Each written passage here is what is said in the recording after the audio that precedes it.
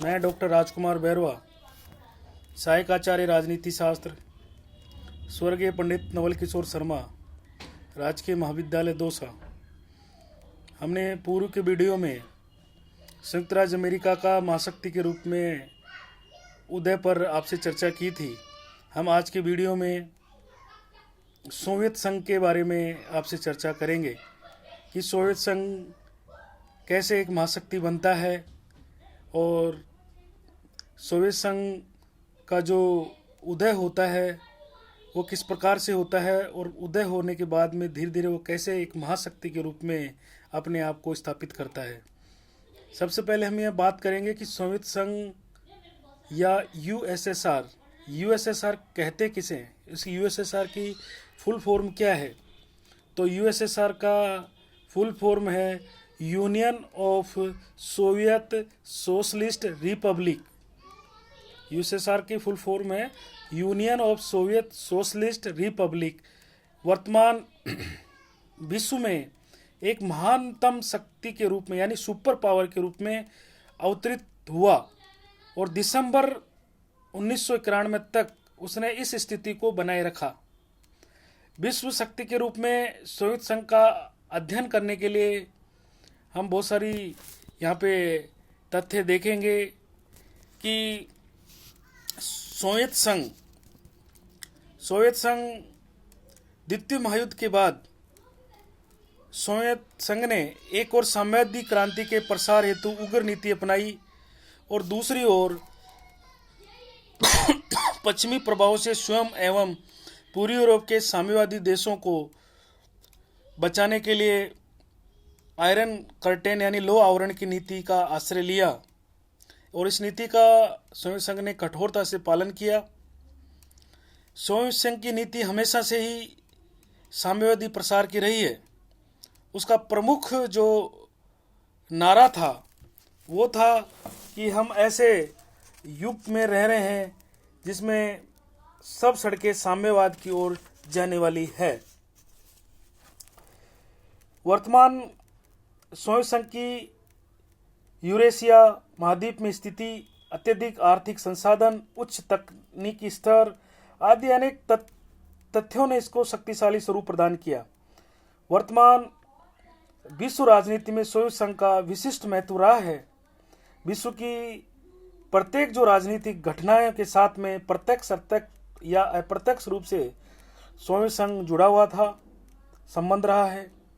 Soviet संघ अपने गतिशील विदेशी संबंध और अत्यधिक शक्ति संभावना के कारण विश्व में क्षेत्रीय नियंत्रण के दृष्टिकोण से प्राथमिक महत्व रखता था। सोवियत संघ को एक प्रमुख राजनीतिक शक्ति के रूप में विकसित करने में यहाँ के भौगोलिक वातावरण का अत्यधिक योगदान रहा है।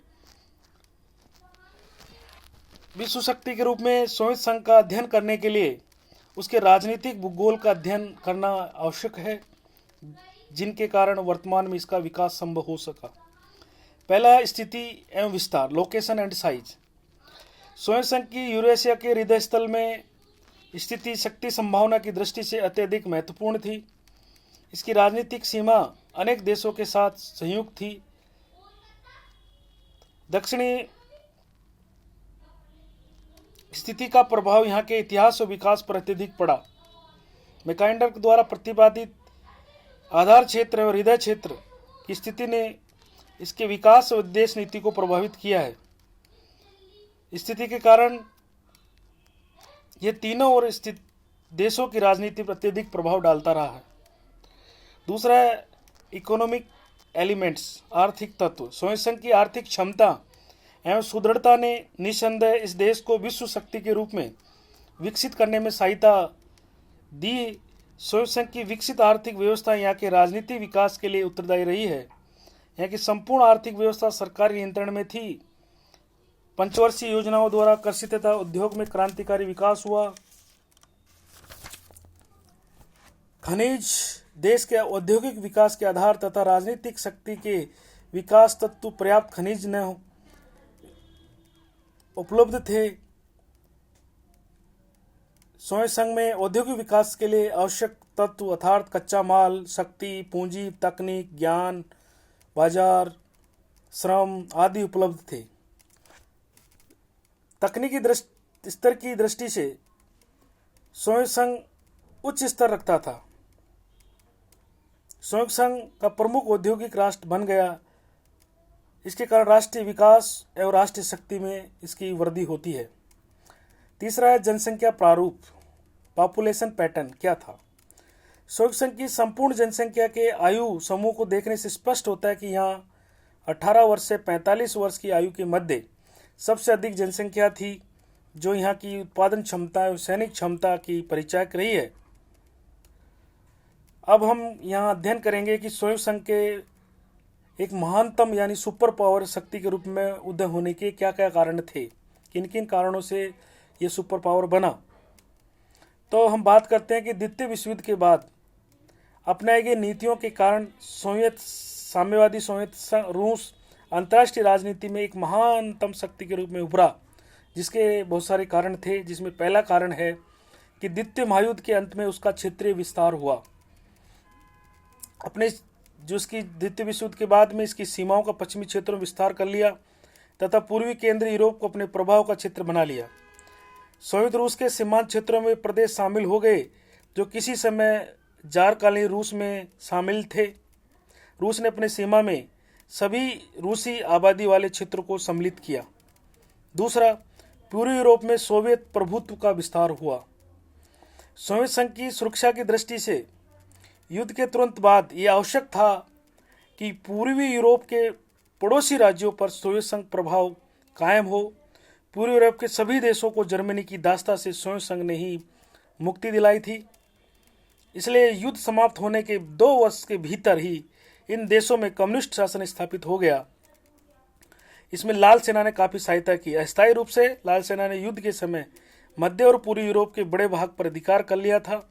अब धीरे धीरे इसकी सीमा स्थायी बन गई थी। इसमें सोवियत यूनियन को न केवल पश्चिमी सीमा की सुरक्षा प्राप्त हुई, अपितु इन देशों की आर्थिक संपन्नता भी इसको मिली। तीसरा है नए विश्व नेतृत्व की आकांक्षा। द्वितीय विश्व युद्ध के बाद रूसी नेताओं के मन में साम्यवादी जगत के नेतृत्व की आकांक्षा समूचे विश्व में साम्यवादी सिद्धांतों के प्रसार के लिए सोवियत संघ को केंद्र बनाना रहा। चौथा, युद्ध के बाद उत्पन्न शक्ति शून्यता। द्वितीय विश्व युद्ध के बाद न केवल यूरोप में अपितु विश्व राजनीति में शक्ति शून्यता की स्थिति उत्पन्न हो गई। ये शक्ति शून्यता क्षेत्र रूसी सीमा के चारों ओर फैले हुए थे, जिनमें सोवियत संघ का प्रवेश आसान था।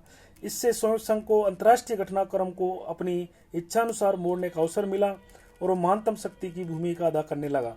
पांचवा है सोवियत संघ की आंतरिक स्थिति का सुदृढ़ होना। सोवियत नेता इस तथ्य से परिचित थे, भली भांति परिचित थे कि आंतरिक सुदृढ़ता से ही अंतर्राष्ट्रीय राजनीति में अपेक्षित महानतम शक्ति या सुपर पावर बना जा सकता है। द्वितीय विश्व युद्ध में सोवियत संघ को अपार क्षति हुई, किंतु सोवियत संघ में साम्यवादी व्यवस्था सुदृढ़ हो गई।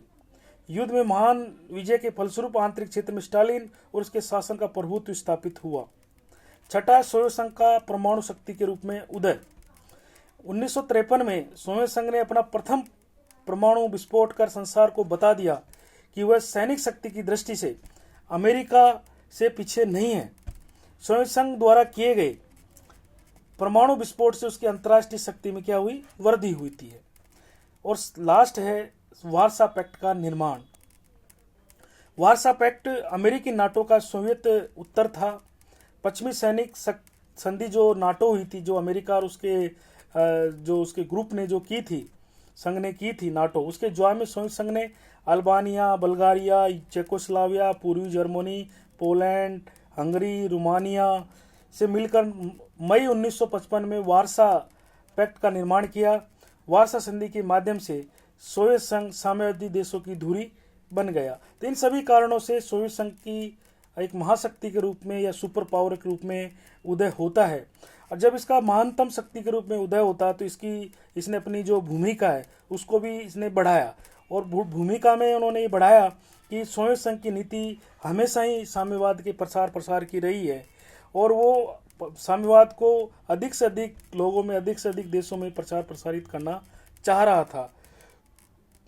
पूर्वी यूरोप के देशों में अपना प्रभुत्व जमाना आरंभ किया, जिसको जर्मनी की दास्ता की शुरू से मुक्त कराया था। इसके अलावा उन्हें चेकोस्लोवाकिया है, हंगरी है, अल्बानिया है, बल्गारिया है, यूगोस्लाविया है, पर साम्यवादी प्रसार को बढ़ाया उन्होंने इन देशों के अंदर। इन देशों को सोवियत संघ ने आर्थिक, सैनिक तथा तकनीक सहायता प्रदान की, जिससे उद्देश्य इन देशों की आर्थिक व्यवस्था में स्थायित्व लाना था। आर्थिक सहयोग को और भी घनिष्ठ बनाने के लिए आर्थिक व्यवस्था में पारस्परिक सहायता के लिए council for economic mutual assistance तथा यूरोपीय पुनर्निर्माण कार्यक्रम, यूरोपीय रिकवरी प्रोग्राम बनाया। आर्थिक सहायता पूर्वी यूरोप के देशों के अतिरिक्त क्यूबा, उत्तरी वियतनाम और उत्तरी कोरिया को भी, जिसमें साम्यवादी प्रभाव था। इन्होंने 1955 में वार्सा पैक्ट बनाकर नाटो को ईंट का जवाब पत्थर से दिया। संयुक्त राष्ट्र संघ के मंच पर सोवियत संघ ने अपने को अल्पमत में पाया, इसलिए उसने अधिक से अधिक देशों को संयुक्त राष्ट्र संघ का सदस्य बनाने का प्रयास किया और सोवियत संघ ने सुरक्षा परिषद अपने निषेधाज्ञा के प्रयोग से पश्चिम में अनेक न्यायपूर्ण प्रस्ताव को धराशायी किया। उपयुक्त जो हमने आपसे चर्चा की, इससे स्पष्ट है कि सोवियत संघ विश्व राजनीति में महत्वपूर्ण स्थान रखता था। यही नहीं, अपितु विश्व संतुलन को बनाए रखने में इसकी सर्वाधिक महत्वपूर्ण भूमिका रही है। सोवियत संघ का पतन कैसे होता है? 26 दिसंबर 1991 को सोवियत संघ का विघटन हो गया। एक एक करके उसके सभी गणराज्य अलग हो गए। इससे पूर्व साम्यवादी पार्टी पर प्रतिबंध लगा दिया गया और पार्टी की केंद्रीय समिति को भी भंग कर दिया गया। सोवियत संघ के विघटन का प्रमुख कारण आर्थिक संकट था। आर्थिक संकट के कारण सोवियत संघ का, यूएसएसआर का विघटन होता है। साम्यवादी अर्थव्यवस्था में लोग आलसी और निकम्बे हो गए थे। उत्पादन गुणवत्ता में निरंतर गिरावट आ रही थी। राष्ट्रीय आय में दर घट रही थी। कृषि चौपट हो गई थी। पश्चिम के वैचारिक प्रतियोगिता में करोड़ों डॉलर खर्च हो रहे थे। 1989 की बाद सोवियत संघ आर्थिक पतन के कगार पर खड़ा हो गया। वह महाशक्ति की भूमिका निर्वाह करने की स्थिति में नहीं था और यही कारण था कि उसने खाड़ी संकट के समय सक्रिय भूमिका अदा नहीं की तथा शीत युद्ध के अंत की प्रक्रिया में रोड़े नहीं अटकाया। महानतम शक्ति के रूप में सोवियत संघ का अवसान आधुनिक विश्व राजनीति की एक विस्मयकारी अद्भुत घटना मानी जाती है। धन्यवाद।